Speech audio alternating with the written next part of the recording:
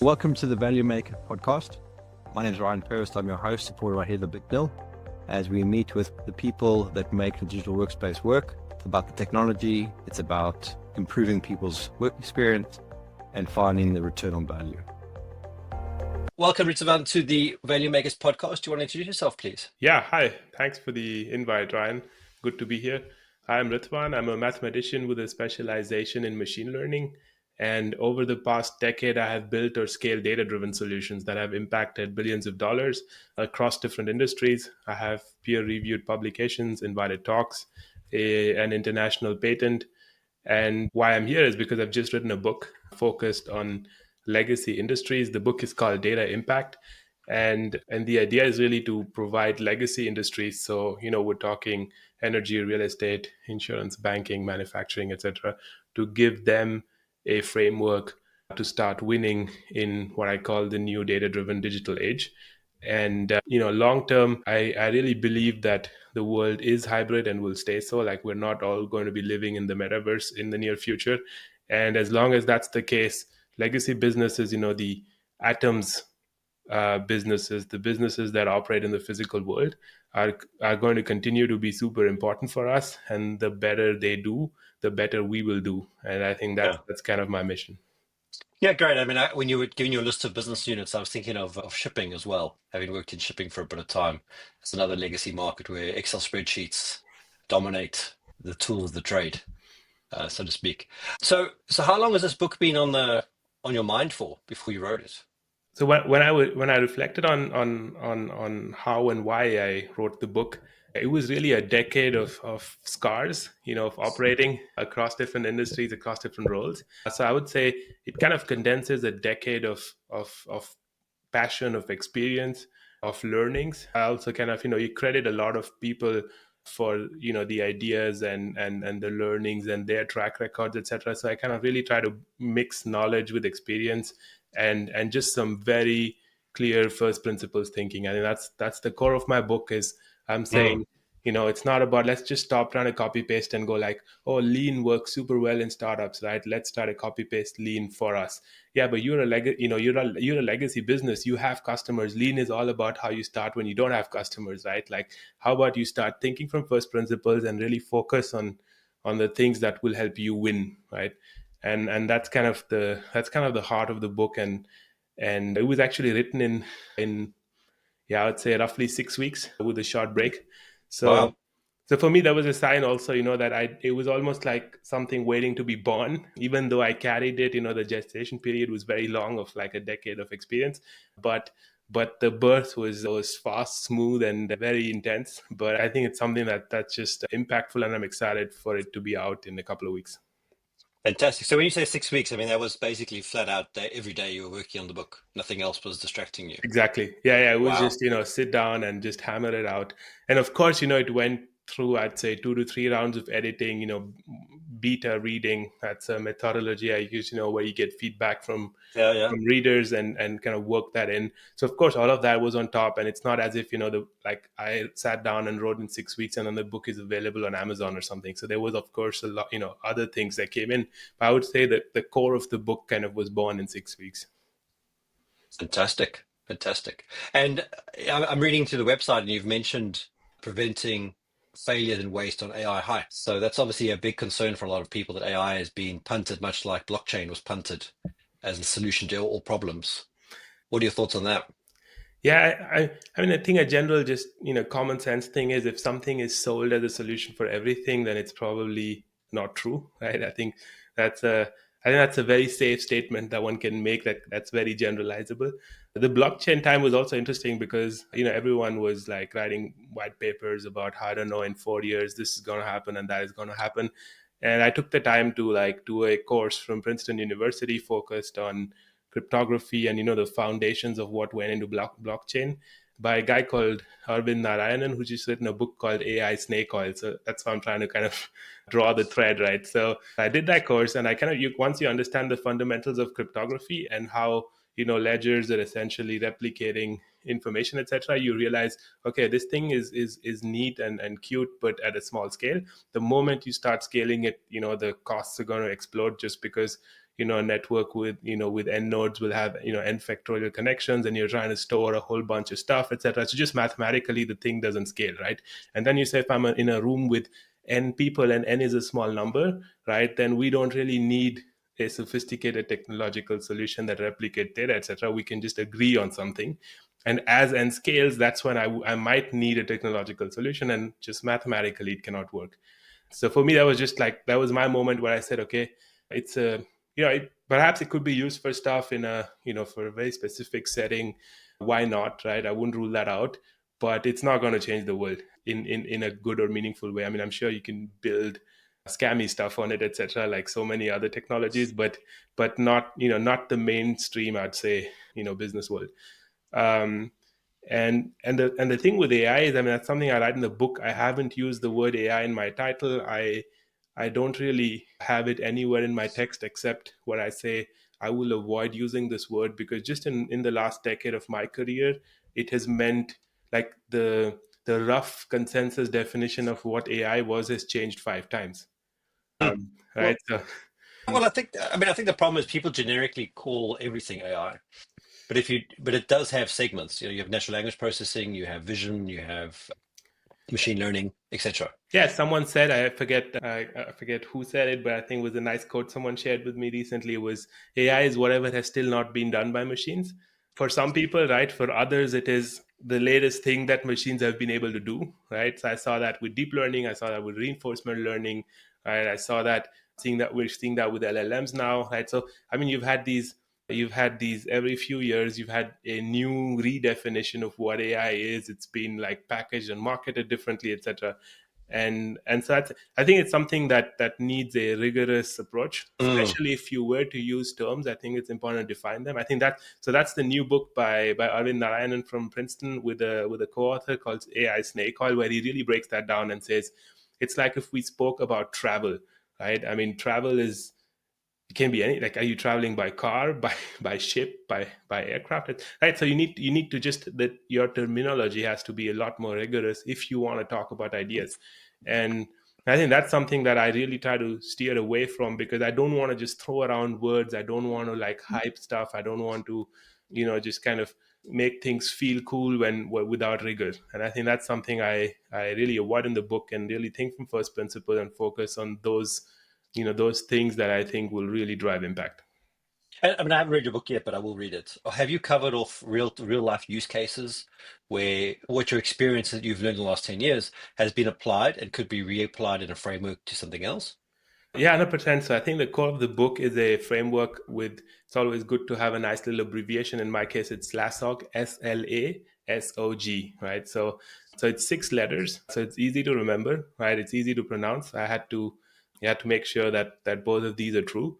And SLASOG stands for save, leverage, align, simplify, optimize, and grow. And save is the first step. And this is what I say very often when you think, oh, I need, I'm a legacy business. I want to go and play in the data driven digital space. I need a lot of capital. I need to invest a lot straight away upfront, etc.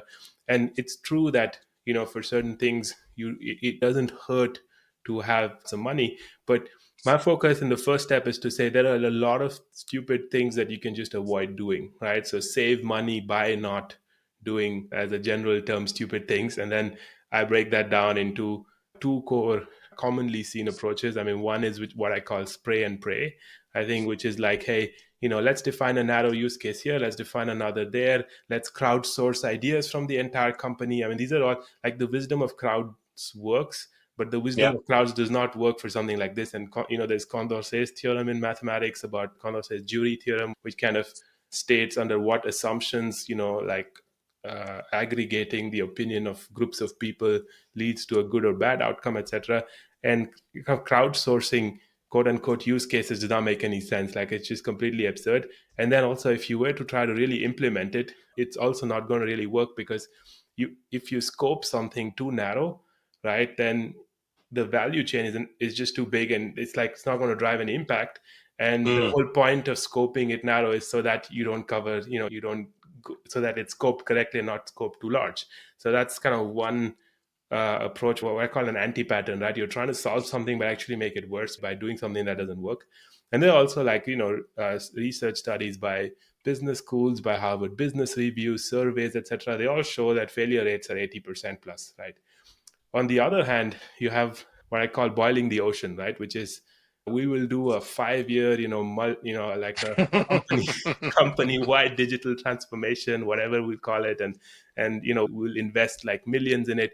And that's just like from an organization point of view sounds like so Soviet era, right? Like, I mean, it just doesn't, this stuff doesn't work. I mean, it doesn't make any sense. And what's worse is now you're essentially saying we're taking the entire organization, we're going to change everything, and then you're not a caterpillar that will turn into a butterfly, right? Like that's not what this is about. And I think my point of view on this is very clear, which is that as an industrial, legacy business, you are operating in a value creation paradigm, which is you have customers, you're delivering value to them. Just like we had a transition, from the hunter gatherer age to the farming age, the way value creation happened changed, right? So I actually looked at data about that studied how hunter gatherers created value, right? Which was hunting and trying to get as many kilos of meat as possible. And Oh, interest. that's an interesting point of view. I never thought about it that way. Yeah, and I think it's something because I really want to go back to first principle, and I wanted to go back as far back into the past as possible, and hunting was a good way to do it. The problem is we don't have data from the Stone Age that tells us how and what people hunted, but they're very interesting, anthropological studies. They've collected data across tribes around the world that still live and hunt like back in the day, back in the Stone Age or whatever. And so what we have there is very interesting patterns that obviously vary across regions, etc. But like if I were to just paint it with a broad brushstroke, I'd say about 60%, 50 to 60% of all meat came from traps. Traps is the first form of automation, right? So if you picture hunting as being a group, 20 people running with spears and kind of killing a big mammal, that's not like 60% of your meat was automated, was standardized, was scalable. And then you have about 20%, 30% that comes from the big kills, and that's your low conversion rate of like 1 to 10%, where you hunt a big mammal. And then the rest was actually scavenging, meaning you wait for the lion to kill the antelope and then you chase the lion away. So you have whenever there is a primary predator, you first let the primary predator do its job and then you chase it away. And so you have a lot of automation, you have a diversified approach, etc. You move from there to farming. Now suddenly, and it's something that Daniel Priestley speaks about a lot, land is automation, which means that you plant, of course you need people, you need your serfs, etc., to plant your seeds and to harvest the crops. But I mean, the magic is really being done by nature, right? By land. You are not, like, if you gave me a seed, there is no human skill that I can apply to make that seed turn into crop, right? So now suddenly land is the unit of value that drives value. And then you go to the industrial age, and now it's suddenly heavy machinery, skilled labor, etc. And most legacy businesses today are kind of from that industrial age, right? From the Adam Smith, like just broadly, like from the Adam Smith way of how value is created.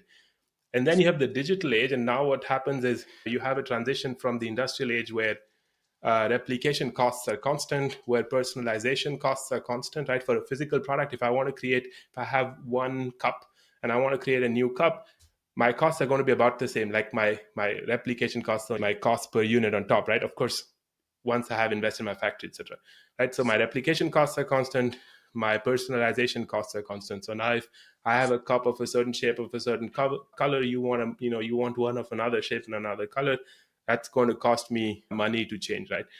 When you move into the digital age, replication costs essentially go to zero, right? That's why software, I can copy it infinitely. Personalization costs still remain, which means if you have two customers and you want to personalize the software to them, your costs, you will have some form of costs that are meaningful and that you need to keep in mind. And in the digital data driven age, replication costs are almost zero and personalization costs tend to zero. And so the nature of the paradigm you're operating in, the value creation paradigm you're operating in, has fundamentally changed. And so you need to rethink how you create value for your customers in that paradigm. You cannot just Mm. copy paste methods from one paradigm to the other, because you will not win. It's like someone that's really good at playing football suddenly now trying to play basketball. That's it's a different game. But I think there is some. I mean, I hear what you're saying because I think one of and someone else, it might have actually been Adam who said this to me on Friday, is if you look at the development of software, how that's changed in the last 10 years. Well, let's say 20 years, right? So Mhm. so when I started coding software, which was actually probably longer than that, but the point is you'd follow an approach. You'd design your database, you design your business logic layer, you design a front end, and you'd go build it and you deploy it, and you'd have this app. And if you built an app 20 years ago, the techniques and the technologies that you used have already changed substantially from being a on-premise deployment to a cloud-based deployment, and using servers to using serverless and stateless, et cetera, et cetera. If you look at something that's changed now, and I was having a discussion with someone yesterday as well, what you would have built, if you were to build a piece of software nowadays, using the various AI techniques, because I don't want to say it's just AI, it's the techniques, it's the co-pilots, it's LLMs, it's machine learning, et cetera, your ability to generate the app or predictively build the right kind of app based on previously built apps that exist cuts down not only the time it would take to build the app, but also the type of team you would have. And I say cuts down, it's a different kind of team. But the data that you use to make those decisions is different. But it's exponentially faster because you've got all this experience that you've been able to consume in order to predict where you want to go in that domain. I If you get totally what I agree mean. with you. I think Yeah. I totally agree with you, and I think that's why the timing of this book is important, is because Mm, the so when you go from one value creation paradigm to the other, right? So now let's say we're hunters and now we suddenly decide to become farmers. The playbook for being a successful farmer is not yet clear. We're going to have to experiment. We might, so basically our cost of experimentation and success is just very high. Like the barrier to entry is high because we need to figure out how supply works in this, right? If we now, as farmers now suddenly, back, let's say in the 1700s or 1800s, decide to become industrialists, we have the same problem where, like there is no clear playbook, right? And the costs are very high. Similarly, when you were probably getting started in software, it was, you didn't have the cloud, you didn't have a lot of tooling that's available today. well, we had data centers, and that's the thing. You went from a server room to a data center to cloud, But and and what's and happening here is things are getting cheaper, right? And you need less people, and there are playbooks emerging. I can use the example I have experienced the last decade in my field, right? So about a decade ago, when I was in my master's specialization in machine learning, a lot of the libraries that exist today didn't exist back then, right? I mean, even 100%. Yeah. scikit-learn was in its infancy. Like today, it's like a given, right? And if you're building an algorithm in production today, no one's going to write it from scratch. You're going to use a standard library because that's the only sensible, responsible thing to do, right? Because Yeah. you're not going. But I mean, during our masters, we partly just as part of, I don't know, like sportsmanship, but we were made to write algorithms from scratch, right? But Mm. that's something you would never do today, right? A lot of other libraries were either did not exist or were born later, which means if I operate today the way I did a decade ago, I wouldn't, I would be like walking on an airstrip or something. It's just completely outdated. And this is something I experienced very recently because I worked for 2 weeks on a super fast paced project where I was working alone. So I had no data engineer supporting me, etc. And I realized there are just so many things that I can do today with support from LLM based output, because I don't have to read Stack Exchange pages anymore if I have a bug, Mm. right? I don't that stuff just takes time where I'm reading 5 6 Stack Exchange pages, I'm trying out 6 different things. And of course, what my LLM spits out is good for well established libraries with a lot of documentation, etc. And even there, it's buggy, right? But it's definitely faster, especially if the quality of code, if a lot of other stuff is not critical, right? When you're exploring a problem. And so, but again, to come back, right? We're all talking supply here, right? We're talking of the supply side, and that's why I have the word grow in my framework, because as a business, just going back to Peter Drucker, right? A business exists because there's a customer. And so what is super important is to think about the customer, right? What value are you delivering to the customer? So the supply side is changing and will always continue to change. But when you decide to build a data driven approach for your legacy business, that has to be built and worked backwards from the customer, because there are things about the customer that will not change for the next 10 years. And then this is the famous Bezos quote, right, where he speaks with with Fogels, the Amazon CTO, and he said it in different ways and on different forums. But the idea is you want to focus on what will not change the next 10 years from your customer's perspective. They will always want cheaper, they will want more range, they will want faster delivery, etc.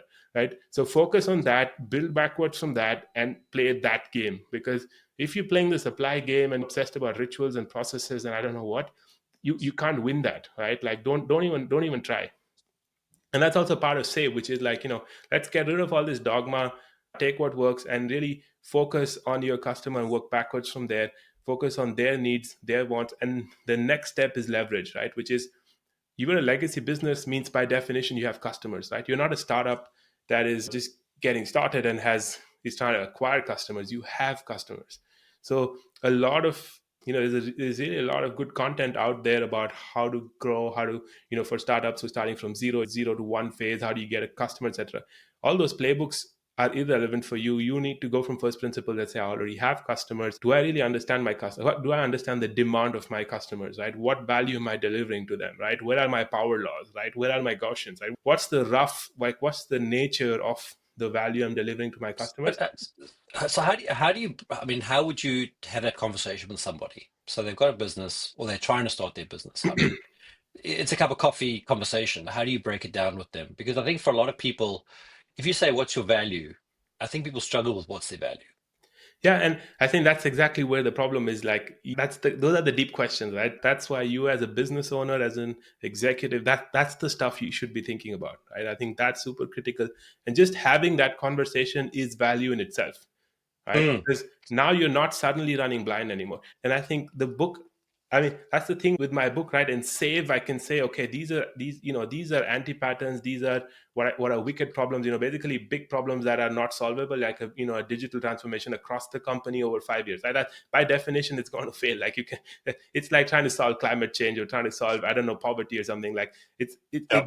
you just can't do it. Like with intention. Like it just doesn't work. So it's just a class of problems that's not solvable. And so in the first chapter, in the first step of my framework, I can tell you, look, these are all the things that don't work. I can give you reasons for why they don't work. And of course, you might find, you might find an edge case where they do work. Well, then please use. Like I'm not telling you not to use. Like it's not a moral judgment. If you think it works, why not, right? But I'm first just trying to narrow your aperture to the stuff that works, so that we cut out all the noise and the hype and all the nonsense, right? But the rest of the framework, I don't like. The whole part of the book is first principles thinking. So if I started telling you do A, B, C, D, right, like a recipe, I would go against the idea of my book. And so, in fact, the approach, the methodology I use for the other 5 letters in my framework is I give you a set of key questions to ask, right? Because Mm, if you think of a statement, if I tell you do A, B, C, D, what I'm basically doing is putting constraints on the space in which you're looking for your solution for your problem, right? So I'm basically saying, by doing this, you're already cutting out everything that's not that, etc. Right? So if you look at it from a mathematical optimization point of view, I'm saying, okay, you can look in this space, right? While if I ask a question, in theory, I could be adding dimensions, right? Depending on your context, right, in which you're operating, I could help you. I could help you add dimensions that you didn't think about, or I could yep. help you cut out, dimensions, or cut out subspaces that are not relevant, right? And that's something.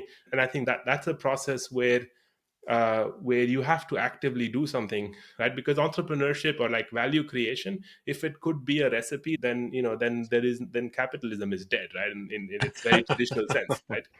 Yeah, fair enough. So But do you find there must be some commonalities to those questions that you always ask and you always expect some level of an answer to grade it? There's a maturity curve, I think.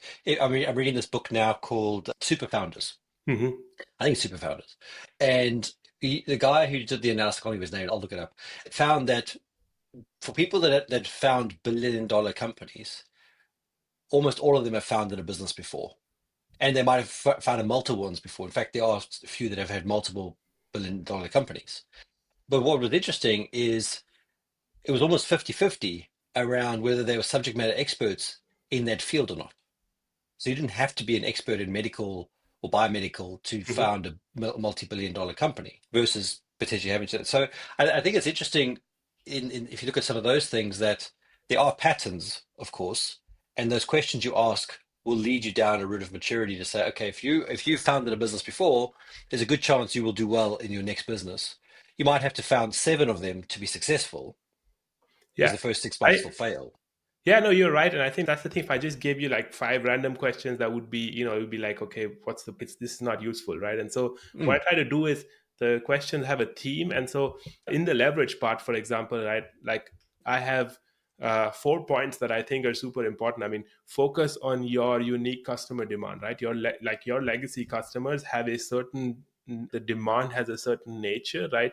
You can visualize it as distributions, of like like how you kind of decide to understand is, of course, it really depends on the data, etc., like, and how you represent it. But like Hmm. that's Hmm. one core pillar, right? You need to figure out, because you're a legacy business, by definition you have customers, so understand the demand. That's super important. The next one, and I think this is something that's very important, because like our popular culture has always been like, over the last decades, and tech has been like, oh, physical assets, really bad, we're pure play digital, etc. Yeah, but hey, you have an unfair non-digital advantage, right? So do not play, like, if we just take the retail example, right? So the mom and pop store around the corner that was just playing the price game is out, they're already out of business, right? So, and yet we still have physical retail stores around us, and all kinds of other physical stores or spaces around us, right? And the reason for that is they're offering something to you that a pure play digital player cannot, right? They can personalize a certain product or offering to you. They can give you an experience that a pure play digital player cannot, right? They can Yep. de-risk a purchase that a pure. So your unfair non-digital advantage is something you need to understand, and that's the court. Like that's the battlefield you want to pick, right? Play Yep. the game on your terms, because if you're trying to play the price game with a pure play e-commerce player, I can guarantee you're gonna lose, right? So like don't even play those games, right? Play your game, and it doesn't matter if the majority of people on LinkedIn diss physical businesses, asset heavy or asset backed businesses. It's just the reality, right? I mean, we live in the physical world, which means the majority of businesses is going to be asset heavy and asset backed. Embrace Yeah. that, Yeah. pick that as your battlefield and play that game, and then we'll see who can beat you at that. The third thing is your legacy physical assets, right? So now if you have a, I don't know, if you have a portfolio of physical assets, right? This can be real estate assets, right? This can be stores. There's a whole range of whatever your legacy business assets are. You could either see them as a liability, right? And then you're again in this kind of self-flagellation, embarrassment, and like not confident about your strengths mode. Or you can say, hey, I'm going to leverage my legacy assets, right? Because they generate data, right? They generate a whole bunch of value to the customer that I can measure, right? And either Hmm. I'm already measuring it or I need to start measuring it, but either way I'm going to leverage them, right? And then you need to counter position now, because unlike a pure play digital player, right, you can provide something to the customer that they can't. And so just be very clear about counter positioning there in terms of your value proposition to the customer, to say, I am a physical player, I'm embracing that, I'm celebrating that, and I'm going to make you feel special about that, right? I'm not going to compete on price. I don't care about price, right? Because I can get, because what I'm offering you is unique. Is not something Mm. that you can just buy online with a click, right? So embrace your value proposition in a data driven way, and that's why data is something that just kind of is overarching, or in this case, right, across these pillars. And if you do that, I mean, just logically, like you will succeed, right? The question is, of course, how much and how big and how well you execute, etc., and like how your market is structured. So I'm not saying, like, I can't guarantee it, right? But at least from a first principles, logical perspective, you are at least playing to your strengths, and and then it comes down to other factors, right, in the execution. But just logically, you're playing the game you're designed to win. So that's leverage. So we save money, and then I always say use that as seed capital to focus, to invest in leverage. And I just laid out like, 4 pillars for you. And if you think about it, you can come up with a fifth, then that's specific to a specific, to a business, if you think from first principle. But these are 4 general pillars, I think, that any legacy business can leverage to some extent or the other. And then what's super important is alignment. And I think this is something where legacy businesses just really struggle, Hmm. is because you have a traditional org structure, right, that was designed, I mean, it was basically designed in the 1800s, right? Like, I mean, there's a certain, it's like a certain approach to how, it's just, which is not a bad thing, right? It's just that's the value creation paradigm. But now you cannot copy paste that.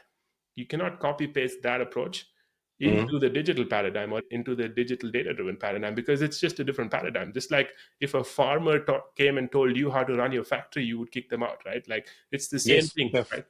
And so a hunter tried to explain to a farmer how they should farm doesn't make any sense. And so you need to admit the fact that the way things are being done are great for that paradigm, but not for the new value creation paradigm.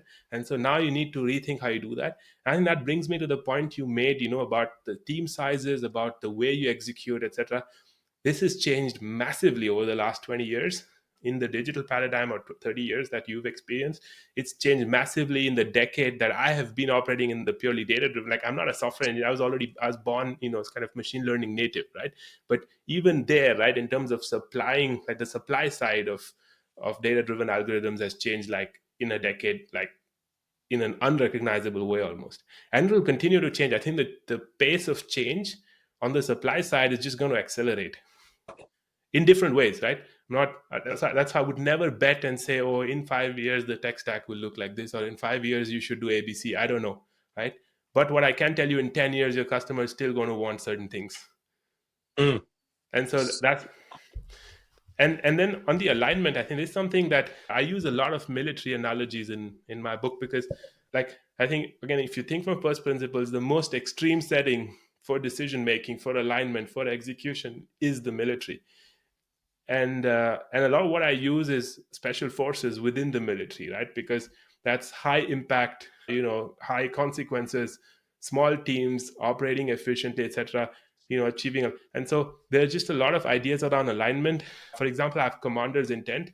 That's something I think that's super easy to achieve alignment. It's like, instead of pulling up a, I don't know, a Confluence page and then writing down, yeah, we want to do ABC and let's draw some nice bars that represent what we will achieve when, and all these kind of roadmaps and all. Just get clear on the intent, right? And this is something from the military that you can really, I mean, I'm not saying you have to copy paste one on one, one to one, and that you have to walk in and salute everyone in the room and that kind of stuff, right? Yeah. But Yeah. hey, get inspired by how you achieve clarity around what needs to be, like, what's the goal, what's the intent in the mission, which is the goal, but which is also the anti-goal, but and it's also the red lines, right? The trade-offs, right? How do you, like, during the mission, if something happens and the team has to make a trade-off, what's the decision making framework within which you make these trade-offs, right? What do you know about the terrain? Like, what are the assumptions you can make about the environment you're operating in, like the problem trying to solve, etc. So, like, getting that clarity is something that's amazing, because a lot of people think alignment is about, like a slave plantation. You get the whip out and then you make everyone do ABCD,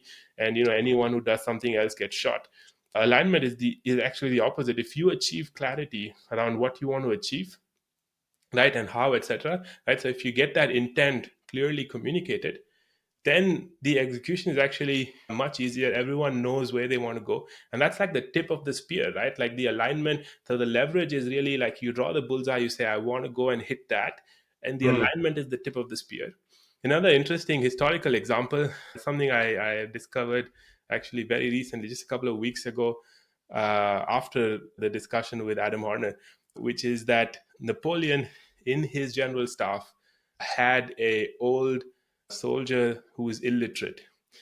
And what he would insist on is every written command would be read out to this guy. Read out because he can't read, right? Like, that's how dramatic it is. It's an old guy, and like what you'd call a line employee. Like, this is not an Mm. officer or something. This is someone who's been a frontline soldier.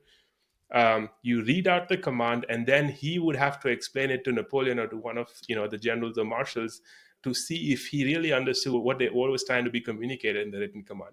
And as long as the guy, the explanation of this guy wasn't satisfactory, it would be torn up and rewritten. And I think Wow. there's something about leadership, in terms of achieve good alignment, you need to be very clear about what you want to communicate, right? And if you do that 100%. well enough, right, you already de-risk so much, right, in an org. And it doesn't matter how big the org is. Yeah, I mean, there's a couple of things you've said there. In fact, you said a lot of things. But the thing you talk about military processes. So there's two phrases that I live by. One is fast is slow and smooth is fast. I love that phrase. In fact, I That's a used it really good yesterday. one. And I was trying to explain the concept to somebody, and the way I explained it is when you rush things, you make more mistakes. But when you slow down and you do it properly, you'll get faster by having momentum. The other thing that I like is the OODA loop: observe, orientate, decide, and act. And it's and I think Reid Hoffman said it best. The fastest OODA wins. And I think the important part of that is that orientation is all the things you mentioned there about landscape, using the variables to make a decision. The more you can live off, the more you can feed back loops into what you're doing and make better decisions through experience and leveraging both data and experience. I think that's an important thing too. If you look at I don't know if you read Moneyball, I'm sure you have. It was good that they changed the game by looking at the data, but there was still a level of, the good managers still make experienced decisions because the data can only give you, a predictive view on things. It can't give you the exact answer because there's still going to be an experience thing. Yeah, Um, I mean, I totally agree. I think the OODA loop is something I always like whenever I've run, like when I run teams, that's the first thing, like one of the first concepts I introduce in the team and make sure everyone understands what an OODA loop is and why it's important. Um, mm, and on that's I think what you said earlier, that's a special forces motto, I think, and that's also super important, and that's basically also saying first principles thinking, right? So like, if you think smart before you act, then things will just work out much better. And the momentum is essentially leverage. Like, you play to your strengths, right? Once you've figured out what you want to do and like how you can win, right, then you want to use that momentum to your benefit. And yeah, so once you achieve this alignment, right, so you've saved money by not doing, by not wasting it on things that don't work or that have very high failure rates, just empirically proven failure rates, but also logically things that don't make any sense, even though they are very popular. And that's the group think trap. I think I have a whole section on what I call emotional anti-patterns, right? So like, can imagine, yeah. yeah, we're mammals at the end, right? We want to huddle together in a herd, even intellectually, and feel comfortable. And so I think kind of understanding that part is super important. But once you've done that, then you leverage your unfair advantage. You align everyone to that. Then an interesting thing here is also, when you have leveraged, you can align not just your employees, your teams, but you can align your suppliers, you can align your customers, right? So like companies that have a clear mission. I have a case study on Wise, formerly Mm, TransferWise. yeah, They have very clear mission. They align their customers to their mission. They say, we want to make cross-border payments. We want to make them convenient. We want to make them cheap, etc. And so like people go like, wow, this is amazing. I totally align with this. I want, like, if I were to pick between them and a mission-less version of them, I would pick the one with with a clear mission, with clear intent, right? Because they're saying, we want to achieve, the world is something today, we want to make the world something else, right? That is yeah, better. yeah, And the moment you align with that, you're on board, right? I don't need more convincing. I'm not going to like, think 10 times about something costing a little more, a little less, or what color it is, right? So like all the other rubbish that clutters decision making already falls away anyway. But once you have achieved that, I think there's a very important step which I call simplify, which is, do not carry, like I say, you want to leverage your unfair advantage, your whole legacy business, etc. But like, don't carry the dead weight, right, from the industrial paradigm into the digital paradigm or into the data driven digital. So like, simplify is all about, again, you think from first principles, you throw out all the stuff you don't need, right? You focus on that, on the stuff that matters, keep only that. And the reason, and there's a deeper reason for this, which is, if you think of it like from a biology perspective, right, you want to keep your metabolic rate under control. If you think about any system, any organization, and this is something that Joseph Tainter has done really well in his work, where he analyzes the collapse of civilizations from an energy and information theory point of view, energy economics and information theory point of view. And what he's saying is, he looked at the Romans, he looked at a couple other civilizations, and that have been at a high level, the learnings are the following, right? Like, complexity is born through problem solving, right? No one creates complexity for the sake of complexity. Like, if you have a system, something breaks, someone's going to go like, and you don't feel ownership and go like, oh, there's a problem here, let's patch it up, right? So I put a little tape on it, and then you move on, and someone else does that, and at some point you have a whole bunch of tape there that's holding together something, and that is complexity, right? Because it's a natural process. It's the complexity is born through problem solving, which means there is no correcting mechanism, right? There is no Yep. intrinsic correcting mechanism, because the correcting mechanism is the problem, right? So every time you try to fix something, you're increasing complexity. And so it's fundamentally important at this point, right? Once you've leveraged and aligned, to what you want to achieve, it's super important to think things through again and be like, and I had a quote from Saint-Exupéry, the French kind of hobby pilot and author of The Little Prince, where he said, something is perfect not when there's something when there's nothing left to add, but when there's nothing less to remove, right? And so you really want to, right? So you really want to remove the clutter, like remove as much of it as possible, like be extremely rigorous about removing clutter. Well, that's what I was going to ask you, because the biggest problem with the biggest reason for complexity is there's too much clutter, and you've got to remove it and simplify.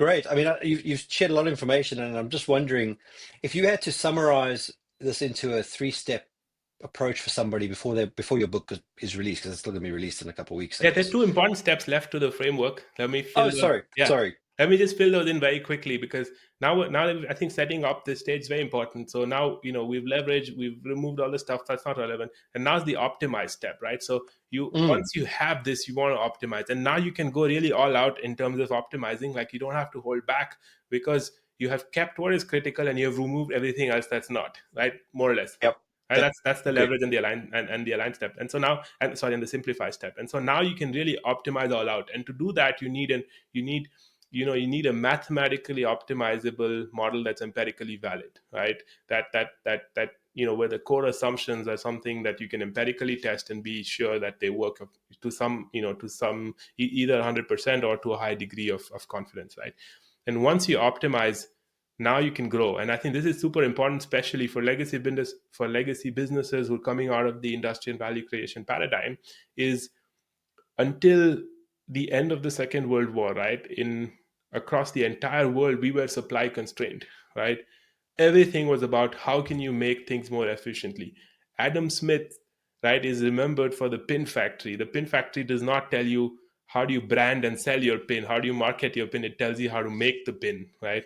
And so through most of human history, we've been supply constrained, and there's still parts of the world that are supply constrained. But like, let's say post-war, there were increasingly more countries in the world, or increasingly larger numbers of people in countries in the world Mm, that were no longer, where now the problem was, okay, we're not supply constrained, we have too much stuff. Now we need to start differentiating, we need to start branding, we need to start marketing, we need to understand, consumer psychology, right? So this whole demand based thinking and growth based thinking is something that's super important. And traditionally, as a legacy business, you're used to looking at your costs, right? You're used to looking at efficiency. These are all supply relevant ways of thinking. Now you need to start thinking the other way around, like, what are my customers needs, right? How can I delight them, what else could they want, etc. And so having this growth mindset is super important, because if you go at it with a scarcity mindset, you will not be able to reap the rewards of what is achievable, yes.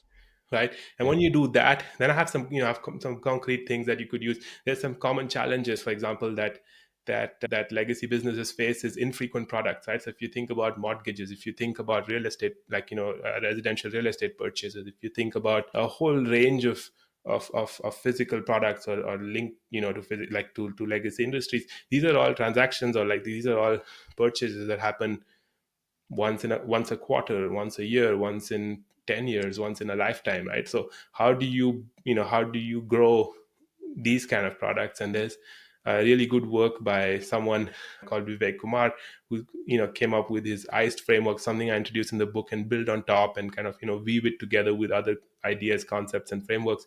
And so I think it's super important to understand that as long as you have a scarcity mindset, you are the constraint, like you are the limiting factor to your own growth. Mm. 100%. Yeah. So that's the end of the framework. So I want to make sure I broadly cover SLASOG and also the rationale behind it. And So, if a sort of follow-up question then, I mean, this sounds like a really great SaaS product that you could build on top of this. Would you do that, or do you think it's better as a book that people can reference? so I think at some point there are parts of it that could be standardized, because if you think about a SaaS product, right, you essentially, like software productization itself is about finding the common denominator, right, that you can build and then essentially replicate. And Mm, and I would say, just in terms of maturity, that's something I think you can do at a later stage. I think at mm, this point, I'm essentially like, right now it's really like Socrates in the Agora, right? I'm just standing up and saying, guys, these are things that just don't make sense. I'm ready to argue ad infinitum, like, rationally to prove, and also empirically to show you why it doesn't work. And these are things that can work. These are questions that are important to ask, etc. So I'm really coming up with, an approach here to say, there is a way to do things differently, and this is why, and this is how, etc. These are the benefits. And so a book is a good way to kind of get that ball rolling. And what I want to also do, and this is something that that I saw in the book writing process, because if you think about a book, right, a book is like a paperback. It's a physical product which cannot be changed once it's shipped, right, just like most physical products, right? But if you, so that's the supply side of the book, right? It's a physical product. I write it, I get someone published it, like, it's published, and then it comes into your hands. Now if you look at it from the demand side, right, from the reader's side, a book is a linear user journey. You cannot read 5 pages parallelly, right? You have to mm. read any one page at a time, and most likely you're going to go through it linearly, right? So what user journeys are linear, and so that's a digital experience, right, basically. So Yes. Yep. the reader's experience is I would say, a digital paradigm experience.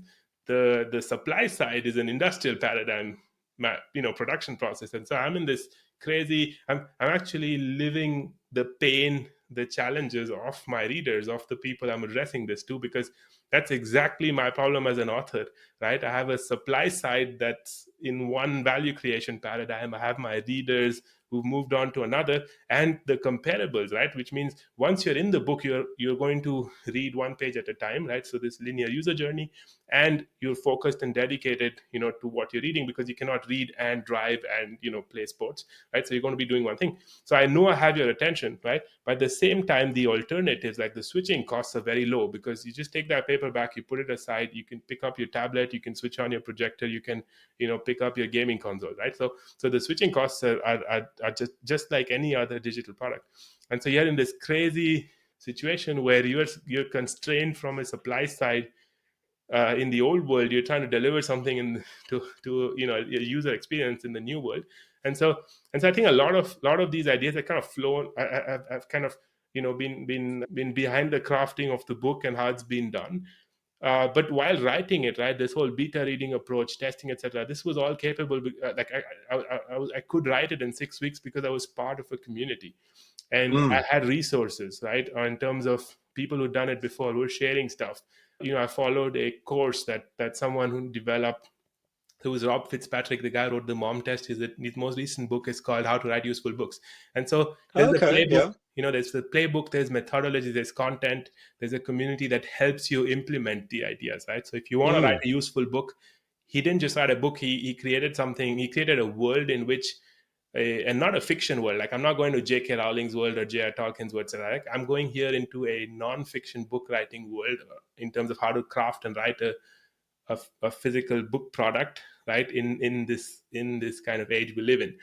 And so there's something similar I would like to do, is like, I don't want to just give the readers a book and say, now figure it out, you're on your own, but like, try to craft a digital experience, a community, other resources that help them on this path. That's really step one, I think, is like writing a book and then supporting everyone who kind of aligns with this approach, who wants to try it out, who and increasing their success rates while they do it, both in terms of ideas and playbooks and all the practical stuff, but also emotionally. I think it's super hard to do, to change something as a human. Like, I realized this while writing, that you wake up every morning with a massive imposter syndrome, like, why am I even writing? No one gives a shit, And it's the same if you try to change something in your day to day, right? So in your company, if you try to change something, you're going to hit the wall every morning. It's going to hurt. right? And so Yeah. it just helps to be with other people who are also trying to do the same thing, and then you realize that your struggles are not just yours. It's, every author goes through this. I spoke recently to a super famous author. His previous book, I would say, is almost selling, has almost sold 1 million copies globally. And the guy has massive imposter syndrome, and I realized, I was like, wow, okay, like this never goes away. It just gets like the better, like the more successful you get in terms of whatever metric, the worse it gets, because you always feel, okay, this was probably a one-off, like. And so it's super important, I think, to not lose the to not kind of lose this contact with readers who want to act, because this is a book that's a call to action. It tells you, there's no point just reading it and then putting it aside. This is about, about acting on it. Yeah. And so I'm Yeah. trying to build that out. I think that's something that is important. And then to your question about a SaaS solution, I think that would be the next stage, right? So when we have enough people doing this, when we have enough data, like we have an empirical basis and a change of mindset that allows us to do this, then some of it could be a SaaS product. But and I think this is where you can never, like, you can apply layers of technology, but the human never goes away. What the human does and what technology does, etc., changes, but you cannot SaaS your way to everything, right? There's always a human, um, and it's always like a layer of SaaS is just going to make things, the supply side, more efficient. Yeah, I mean, the reason why I asked the question is because your process is very similar to Value as a product in some ways, and some of the routes we're taking. And I feel like we're going down this route. Everyone's going down this route in the same way, that we're realizing that there's a way to do it better, and they just need a framework to use. Is there any way that you want people to get hold of you? What's the best? Yeah, I think the best thing is just go to www.ritavan.com. I have a wait list for the book right now, and in the future, it might link you to some other things that I'm working on building. But go to ritavan.com if you want to engage with me. I'm on LinkedIn, relatively active. So I'd say go to ritavan.com, and if you want to engage, go to LinkedIn. Fantastic. Last question. Why just Ritavan as a single name? Yeah, so the just a short historical context here. I mean, first and last names were about 200, 300 years old. It's when the state really started taxing people, because otherwise, you were John, son of, yeah, you were John, son of Michael, right? Like, I mean, Yeah, why would you need a last name in your village, right? If you're geographically constrained. And so the first name, last name is essentially, colonial times, or, French Revolution times, like that. That's where it's born. And the story in my case is that my family's from India, and my grandfather was part of a social reform movement in the 1900s as a young, newly minted doctor, who said, we're going to let go the last name, because what had happened was, culturally, the last name was linked to, it was a marker for, was encoding a lot of information, like, what region you came from, what religion you were, your community, your caste, and all these other things. And that led to discrimination. And the idea was, we drop this encoded information, and we treat every individual as an individual human being, and don't kind of, bring this lens of pre-encoded information to relationships. And I kind of, still align with that idealism. And so, it's a bit annoying sometimes administratively, but I'm happy to continue living with one name. no, cool. No, it's great. I mean, the only person could think of was Madonna as a single name person. So you're in good company. Yeah, thanks, man. It was a really nice conversation. Yeah, great. It was great to learn from you. Thanks so much for your time. Thank you for listening to our episode. I hope you enjoyed it. Please share it with your friends and colleagues. Help us grow our network. Please also check out our website at www.value.work and our product that's on there. It's something we worked really hard on. We hope that it benefits you.